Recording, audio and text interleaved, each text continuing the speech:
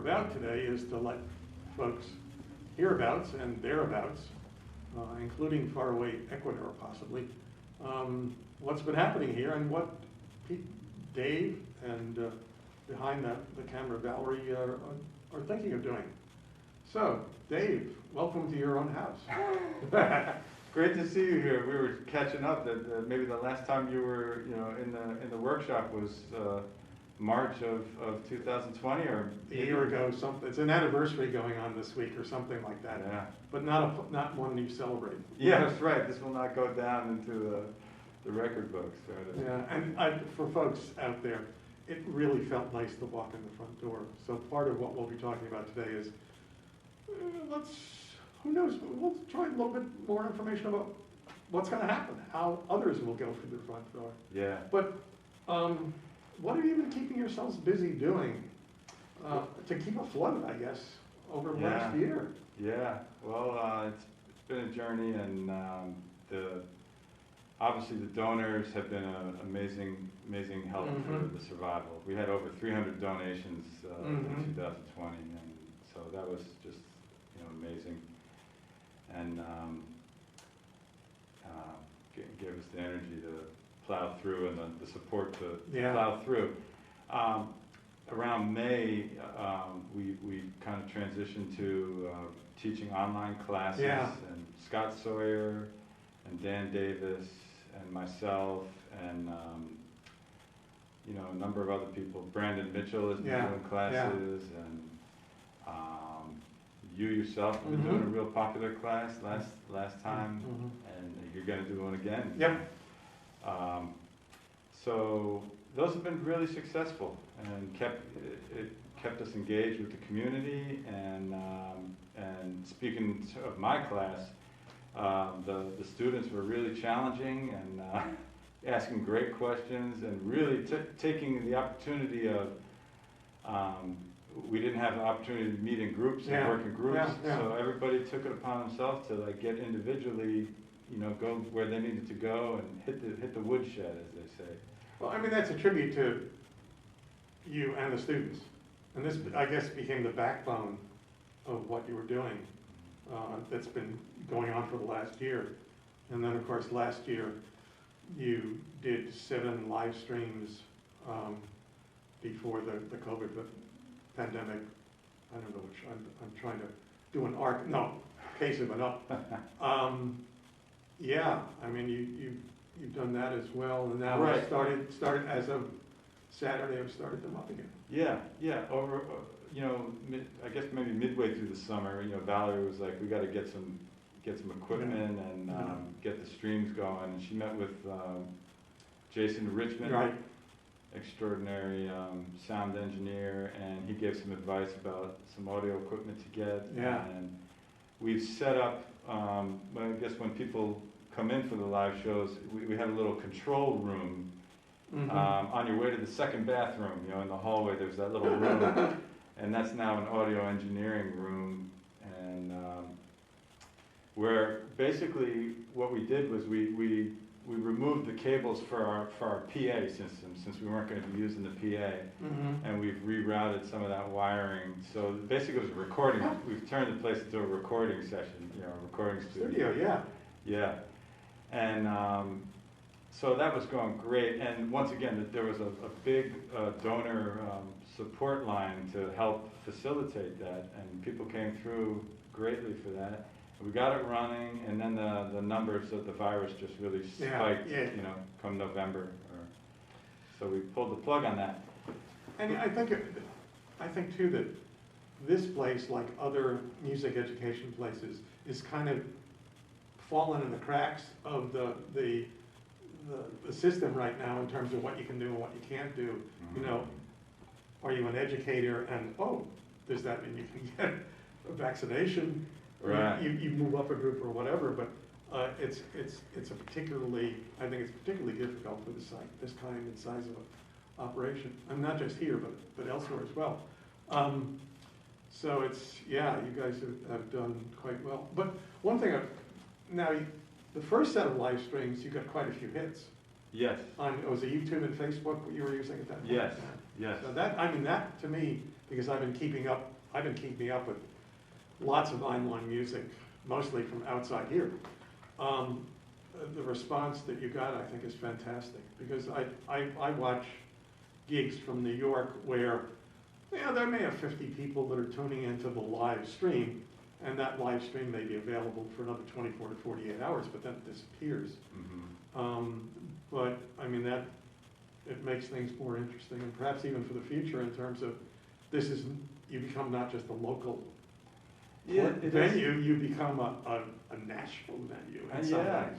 Yeah, it's a fascinating thing that all these venues, first off, there's not there might not be a huge amount of jazz clubs on planet Earth, right? There are in the metropolitan areas, there are some, and obviously a number of them have not survived the virus, but a lot of the venues have transitioned to this live streaming thing, and I believe some of them have realized a significant revenue source, enough so that they're like, we got to keep this going, Yeah, well, the competition, I mean, this is just kind of the start, where then we're going to go back to normal, which is where probably we should shift gears to, but this has, I know for me, this has implications, a lot of implications for how you might use this in addition to what you normally do.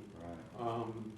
Because it's interesting stuff. I could speak on that a little bit, or you got something? No, go ahead. I mean, I was going to say that, and we have chatted about this a little bit during the year, and Valerie, with you, I mean, and then also, with Valerie, and I appreciate you sharing your insights about, looking at the streams of other places. Well, I think the plan is that we're going to try to raise some money. Like I said, over the summer, we invested heavily in the audio equipment. Right. And we're going to invest now and try to get some of these, what do they call them? PTZ cameras that you can mount. Right. And so that the wires don't take up floor space for our fairly small room, and people aren't tripping over tripods and stuff. And we'd be able to run the wires into this other room where the audio engineer is now, so there'll be like a control room, so we'll get a media center. I mean, that's what I think. This is the year that jazz musicians, among other musicians, suddenly learned about technology. It's like, oh, this is what you do. Oh, I can do Zoom. I can teach on Zoom.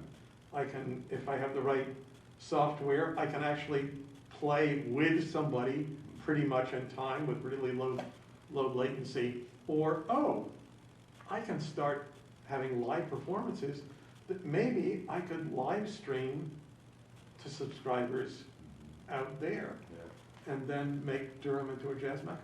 Right. That's the plan. I know there are people that would like that, even aside from me. It just, So that's well, we that's do. We need to keep the community. I mean, we're as you know, we just have a great community of musicians in this area, and we need to keep them active and working, and we felt bad that we had to pull the plug on the stream, back in November last year, but we're hoping to get that going. I think Valerie's going to try to hopefully get that going, until we can open.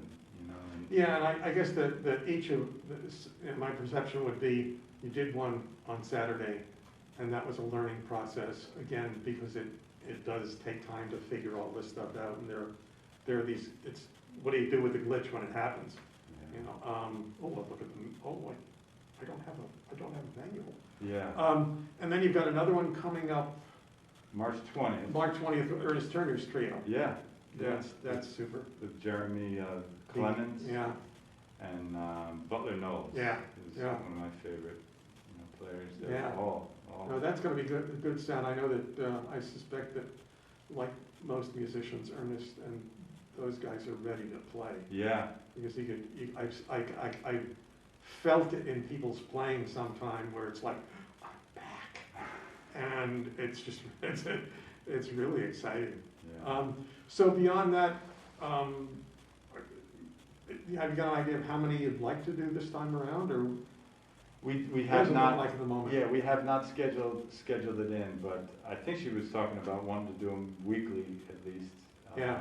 So we'll make some announcements on that pretty soon. Yeah, of course, that means, God, that's a production line. Of course, you had a production line before, but a different kind of production line. So you get things together and Valerie may grow an extra pair of arms and do everything with, everything that she's already doing with two. Right. So, yeah, look, I think that's just tremendous, because that, although my sense right now is that, I know that there are now a couple of outdoor gigs in this region, in this area around here, that one that's been going on in Holly Springs and another one that'll be going on down in Raleigh, starting this Thursday, I think. And so I think that it's like people are maybe coming out of their holes. Spring is in Or there. I think actually people are coming up even before that. It's just kind of waiting for it to be the right time, because it's like, hey, we can't wait any longer either to play or go hear music. So I think you're in a good spot. We just get the COVID and the health system gods to cooperate. Yeah. Yeah, the other thing we're working on is, and we've gotten a lot of emails from the email list of people wanting to make sure that we're aware of some of the grants that with the new with the new bill that's passed. Yeah. Bill. Because music vendors are supposed to be getting more out of that. Yeah, and so there's a little bit of a nail biter thing going on. There's this stipulation that the PPP round, which we got in May, we got one, which was great. There was a forgivable loan, or it was a loan, but it was transitioned into being forgivable. Yeah, otherwise known as a grant. Yeah. Mm-hmm. But this time around, they've talked about a larger grant for venues they call it the Shuttered Venues Operator Grant. And it encompasses, small venues. I think it's even movie theaters. Yeah. Theaters of all kinds. And based upon the description in the grant, we would be like a poster child for being able to apply for this. However, they have not opened up the application process, but they have stipulated certain things that the organization has to do in order to qualify. Yeah. If you're getting money from the government through a grant process, you need to be registered, the organization. So there's hoops to go through. Yeah, but we've been working on that stuff. Good. I know that people out there are happy to hear that kind of information. I know, my heart is beating fast. It's just, grants. Yeah. I've got some ideas too. Right. But I'll keep quiet on that. I'll just let them percolate at this point, because it's we'll see what you all want to come up with. But I wouldn't want to pay my credit card bills on the equipment to start with, I suspect, for whatever. I mean, this stuff is not necessarily cheap. Right. But or to hire somebody that you could keep in the closet here to run your technology, just that'd be interesting. But that's good. All this stuff is good to hear. Yeah. Anything else? Any other fantasies, hopes? Well, no, just getting. We obviously a large, a significant amount of our student population that do the combos have been receiving their vaccinations, and I believe Scott Sawyer is maybe has gotten his first shot yet. So. I didn't know that, because I know he has said 2 shots in 2 weeks and I'm ready to go. Right. But he'll have to think about it a bit more. But if we're getting down to these younger musicians, he said. Right.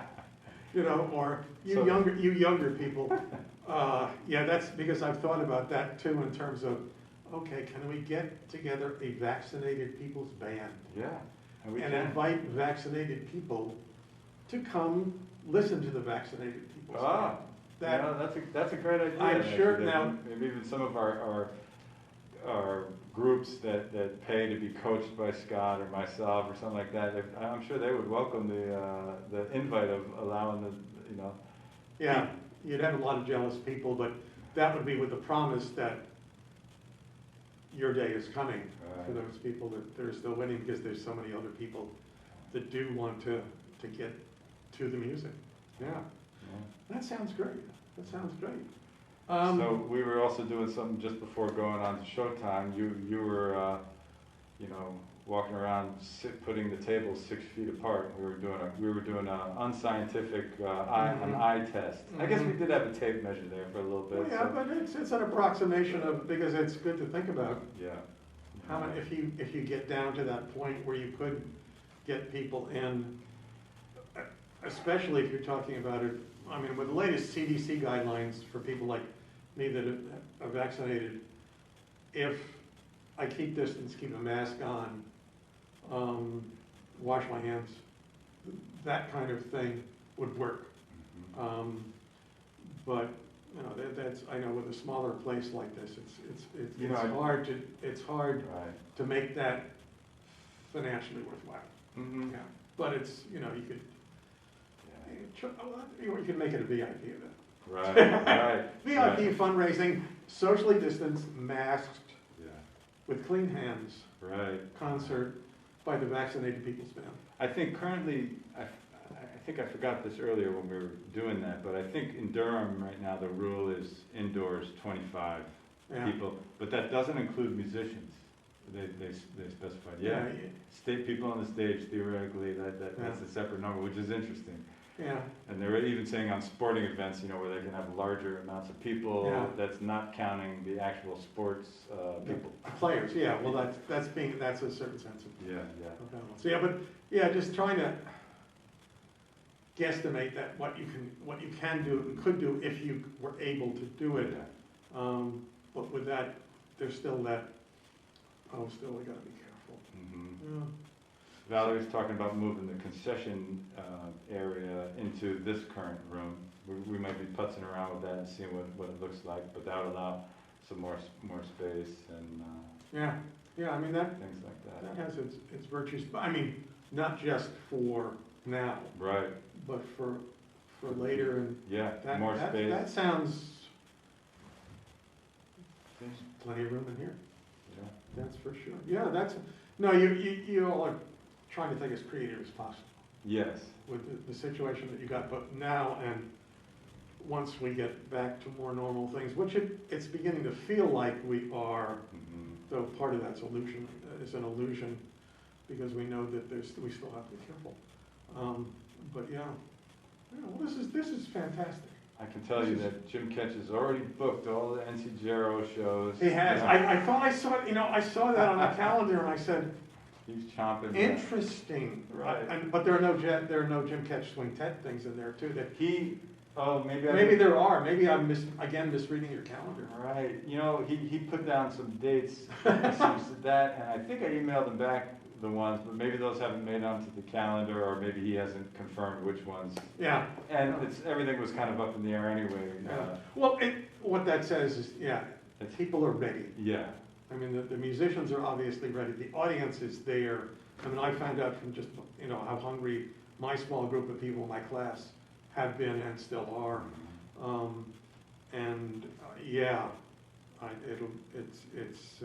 Who's going to be there? Who's first up for you? Oh, for me, Angela Bingham will be singing, and Frank Longino will be playing on tomorrow night.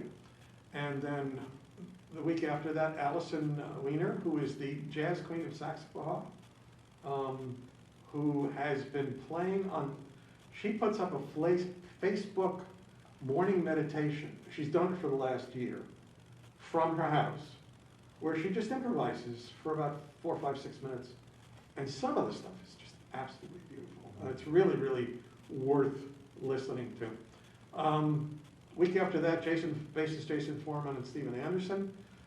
They did a duo recording last year. That's one reason to have them there. And then Stephen's got his Dominican Jazz Project putting together. They've got a CD that's almost together. Week 4 is Bradford Marsalis, who will be talking about the stuff that he's been doing at NC State over these years and his observations on. NC Central. Sorry. God, I graduated from NC State. Really? I'm gonna be fair to NC State. I didn't know that. That's why I said that. But no, at Central. And then, week 5, Baron Timus, guitar professor at North Carolina Central. And, the last class is Ernest Turner. Yeah, yeah.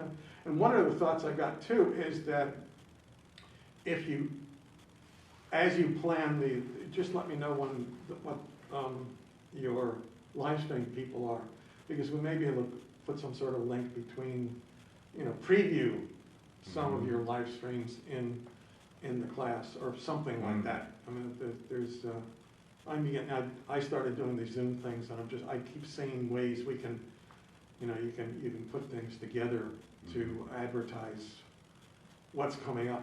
Right. Yeah, That's great. Well, I think that's, isn't that a lot, folks? Yeah. It was great I want to to see you. thanks, Dave. Valerie is keeping an eye on us behind the camera and is thinking as we're going along. It's been a pleasure to do this, and I hope you all enjoy this and now have a sense of what's happening out here and what will happen. Thank you. Thank you.